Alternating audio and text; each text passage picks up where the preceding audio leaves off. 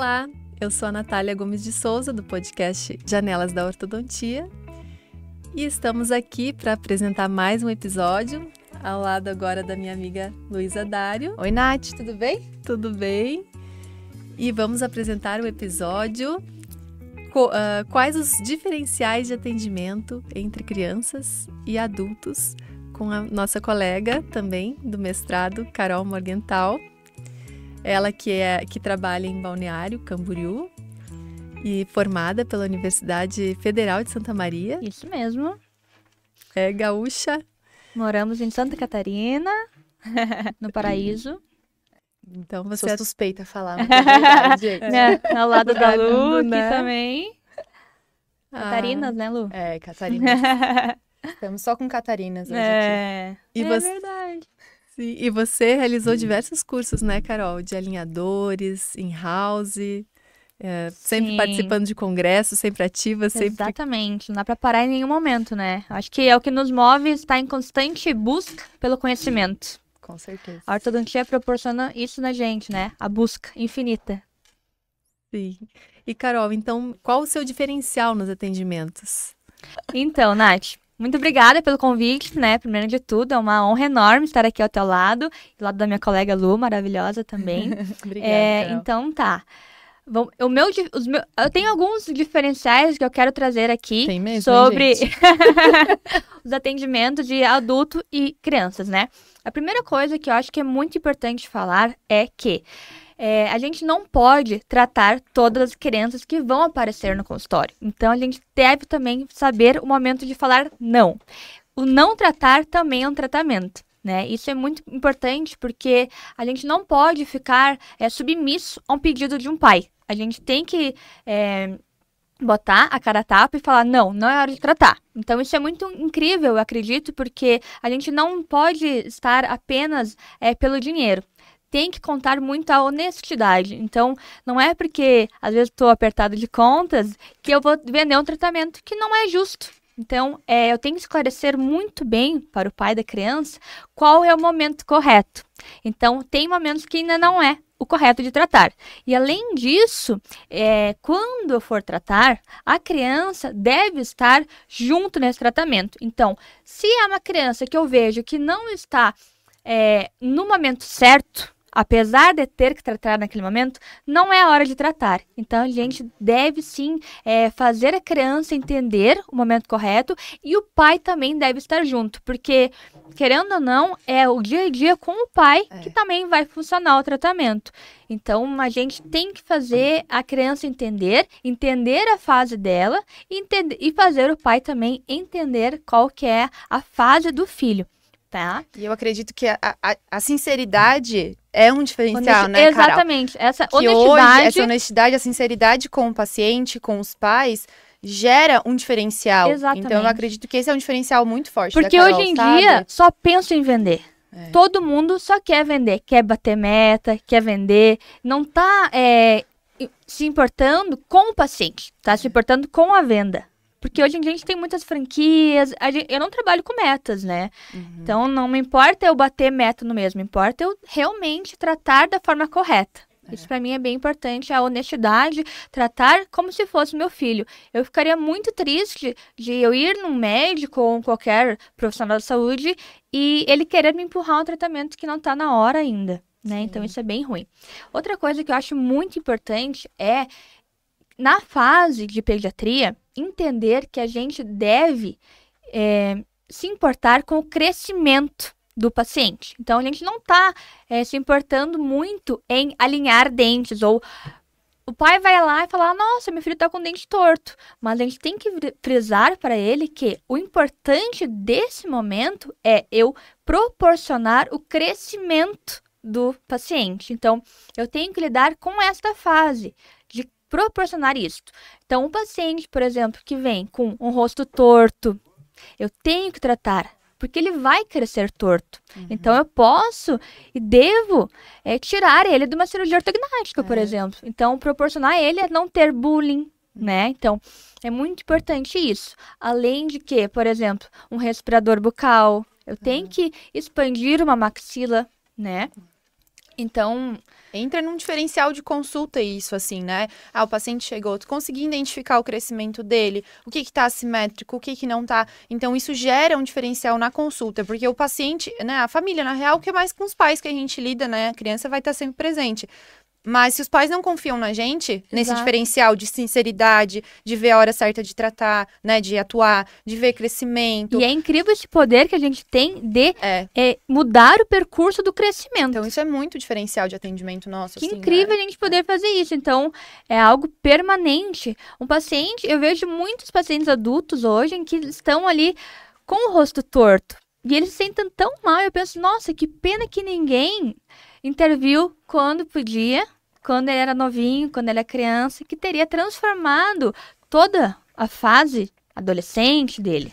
E às vezes a gente nem consegue identificar só clinicamente, a gente precisa de documentações. Com certeza. E quais os tipos de exames que você solicita, quais as análises que você faz para chegar a essa conclusão? Muito importante isso mesmo, Nath. Então, primeiramente, né, até falando sobre a primeira consulta, que nem a Lu faz, antes de pedir documentações, a gente tem que analisar a postura, os hábitos, a fala, a respiração. Então, todos esses contexto, primeiro, a gente tem que estar avaliando. E aí, então, sim, depois pedir uma documentação. Eu costumo pedir documentação a partir de 6 a 7 anos, porque é quando a gente vai conseguir, de fato, analisar uma panorâmica, uma teleradiografia. Então, antes não é tão interessante, mas depois dessa idade, sim, que daí a gente vai conseguir, de fato, avaliar o perfil, a cronologia, né? Então, fazer um acompanhamento, assim, né? Esse acompanhamento é bem importante. Então, eu gosto muito, uma análise que eu não peço tanto para adultos, mas que eu peço para crianças, que eu vejo que determina, de fato, alguma coisa, é a análise de Jarabaque, que é bem importante para padrão 3, né? Quando a gente tem ali 7 anos, o corpo da mandíbula, ele é 5 milímetros menos do que a maxila. Tá? Ali com 11 anos, onde tem o surto do crescimento, esse número fica de 1 para 1. Quando esse número for maior de 1 para 1, ou seja, que a mandíbula está maior de 1 para 1, a gente deve intervir no tratamento para a classe 3, porque ele tem todo o perfil para ter um avanço mandibular. Então, essa análise nos proporciona intervir de forma bem correta. Então, a análise de Jarabaque é bem importante em pacientes padrão 3. E isso já é muito importante, a gente já pensa nessa analisar, mas quando que eu vou pedir, né? É muito... Porque... Avalia pai, avalia mãe, conversa, também. Vê perfil da criança. Perfeito, numa genética consulta, não nega. Tu já vê o que tu pede numa documentação, muito importante, né? Então, o fator bem genético. Importante isso. Mas é algo que nos deixa muito em dúvida, porque muito. A mandíbula, toda criança tem um padrão 2, né? Então, como que tu vai identificar se ela vai vir 3? E se for, tu tem que intervir. Porque a mandíbula, quando quer crescer, cresce, né? Ela vai. Ela vai, ninguém para. Mas deixar isso um pouco mais agradável, para não sofrer bullying, para poder viver a adolescência melhor, é muito importante. Então, a gente tem que intervir. Principalmente classe 3 é muito importante. E assim, complementando também, tem algumas má oclusões que a gente não deve intervir. Porém, tem outras que devemos muito algumas intervir. A gente só acompanha realmente, algumas a gente tem que acompanhar, mas outras a gente tem que intervir. Como, por exemplo, não tratar uma mordida profunda, porque ainda não erupcionou os molares de fato, né? Mas devemos sim tratar, por exemplo, mordida cruzada posterior, mordida cruzada anterior, classe 3, a gente vai transformar a vida desse paciente. Ou avaliar também ali a paciente respirador bucal, respirador bucal. A mãe comenta que não tá dormindo bem, olheiras, que tá com olheiras. Padrão face longa. Então, isso tudo vai nos guiando para um diagnóstico mais preciso. E a documentação complementa essas análises que a gente acaba fazendo na consulta inicial. Com certeza, a gente conseguir visualizar ali, no exame clínico, é bem importante, né? A documentação, nessa fase, eu acho que é importante, mas o exame clínico, ele é bem soberano. Porque ele complementa, né? Ainda não tá tudo formado, os ossos não estão formados, então fica mais difícil, né, de analisar. Isso mesmo. E esse Com a é o diferencial, documentação. né, entre a criança e o adulto. É. Analisar o Principalmente, então, a análise crescimento. de Jarabaque, né? A gente também pode usar análise de vértebras, análise de mão e punho, que também são Uhum. bem legais. Perfeito. Tá. É. Fora a documentação convencional, né? Que daí bota panorâmica, radiografia, é muito fotografia, importante. escaneamento digital. Exatamente. Aí toda a documentação que a gente Fazer já tá a acostumado panorâmica também, né? para entender a cronologia de erupção, crescimento, de para erupção. conseguir identificar qual a melhor janela de oportunidade para o tratamento, né? Então é muito importante isso também. A panorâmica, sem dúvidas, é essencial para a gente ver a erupção, a genesia, canino ectópico, canino que tem que tracionar.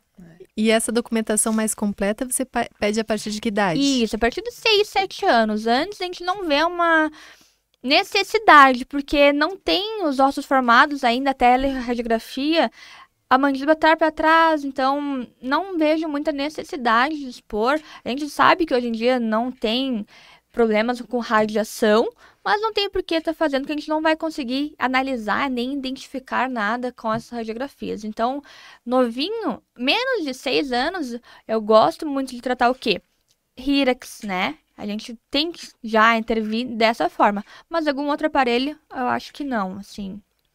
Eu gosto de tratar também a partir dos 6. É. A partir dos 6, eu gosto de tratar as crianças, assim, né? Menos 6 que anos. isso, É. não tenho muito 5 hábito. anos, A gente vê... Se for uma queixa bem, exatamente, bem uma queixa importante, muito- respiratória, exatamente. um padrão A gente já cruzado vê bem estudos, forte. tem técnicas que tratam crianças menos de 6, tudo, né? Isso. Mas eu já sou mais da galera, vamos dizer É, assim, dos então, ortodontistas porque que trabalham 6 mais. Eu também, porque Você expor, também, né, Nath? expor a É, criança também. num tratamento que é invasivo, É. né? Ela vai sofrer um pouquinho, então não tem tanta necessidade, a não ser que esteja mesmo comprometendo a qualidade de vida dela, com né? certeza. Com Sim. certeza. Aí sim. E você, que é uma pessoa que está sempre em movimento. Para encerrar, então, agora eu quero te perguntar o que te move, Carol. Muito Uau! bom, Nath, tá inspirada. Olha, Nath, eu acho que me move muito trabalhar com pessoas. Eu sou completamente apaixonada por ser humano. Então, eu me vejo muito na área de humanas. A cada troca, a cada conversa, eu falo que eu não tenho paciente, né? Eu crio amigos. Eu realmente, cada pessoa que vai lá, eu quero ter um vínculo. Eu sou muito de humanas, muito, muito. Então, todo esse afeto, esse carinho. Quando o paciente pediátrico chega lá, eu pego no colo, eu sorrio, eu dou carinho. Apesar de não ter uma formação odontopediatra, eu acho que eu consigo dar um pouco disso. Eu não sou muito lúdica, não tenho um consultório fantasiado, mas eu dou muito, muito amor e carinho. Então, e isso a gente só consegue lidando com pessoas, né? Então, tem gente que tem problemas em lidar com pessoas. Eu tenho a maior paixão do mundo em lidar com pessoas, porque a cada pessoa que eu encontro, eu conheço, a minha vida se torna mais feliz. Trabalhar, para mim, é a coisa mais incrível do mundo, porque me deixa muito feliz. É o que realmente me move. Então, trocar ideias, experiências, histórias, conhecer alguém, ouvir o outro é incrível. Então, eu aprendo muito com isso. Então, realmente me move muito a lidar com pessoas e estar na área humana e poder transformar a vida de alguém. Isso, eu durmo extremamente feliz por causa disso. Então, é incrível a nossa profissão, é transformar, deixar a pessoa mais alegre, com autoestima melhor. Pra mim, não tem preço isso. E eu, complementando assim, a Carol falou que move ela, né? Mas dentro da frase dela, das falas dela, entrou muito já a primeira pergunta que você fez pra ela, Nath. Qual que é o diferencial dela dentro de um consultório? É lidar a pessoa, assim, ser humana. Ser humana. Ser humana. Então, assim, isso... Ouvir muito. Ouvir muito. Então, tudo isso eu coloco como um diferencial, E sabe? eu vejo você igual a mim na tua rotina clínica. Igual, então tu me entende. Então, eu vejo muito isso. Então, eu vejo muito isso, assim, sabe, na fala da Carol. E eu acho que isso carinho, é um grande né? diferencial Carinho. que a gente tem como ortodontistas, Porque né, profissionais da às saúde. vezes a gente vai em E profissionais, move a gente, né, Carol? move A gente muito, quer mais. nos deixa elétrica. E a gente tem que entender também que os pais estão nos entregando algo Imagina, de maior deles, deles, Vocês né, não gente? tem que tratar como A nosso joinha filho. Tem, deles. isso é muito obrigatório. Eu me boto muito no lugar dos pais. É. Como que eu queria que alguém tratasse O meus meu filhos? filho. Exatamente. É muito Gente, isso. não tratar como se fosse nosso E isso pai errado. move a gente, né? Isso move a gente Move a ser muito, melhor. move Então, muito. Só É incrível. complementando mesmo É ali, incrível né? lidar com o ser humano. É. Eu aprendo muito com eles e minha vida se transforma cada vez mais que eu ouço uma história nova, né? Isso é transformador para mim também. Quero agradecer a tua presença, Carol. Dizer que eu te admiro muito, principalmente pela característica de comunicação, que eu vejo que você se comunica sempre muito bem com as pessoas, né? Sabe Que é isso, sempre né? passar a sua mensagem. Eu que estou extremamente honrada pelo convite que tu fez para mim, né? Eu tô amando estar aqui. Muito, muito obrigada. Teu projeto está incrível. Parabéns pela tua ideia. Eu estou apaixonada pelo teu projeto e tenho certeza que vai dar muito certo. E aqui está um presente da Ideológica para você, nossa patrocinadora. Eu realmente sou apaixonada por essa marca. A vida inteira, toda a minha profissão, eu usei apenas ela, então eu realmente gosto muito, não troco. É a marca que eu uso e que eu vejo que eu tenho resultados e eu realmente acredito muito nessa marca. Então eu estou muito feliz em ser presenteada por ela, além de tudo, né? É incrível mesmo. Muito obrigada mesmo. Amei. Bom, obrigada. Então, agradeço a presença de todos e fiquem ligados que logo mais teremos novos episódios do nosso podcast.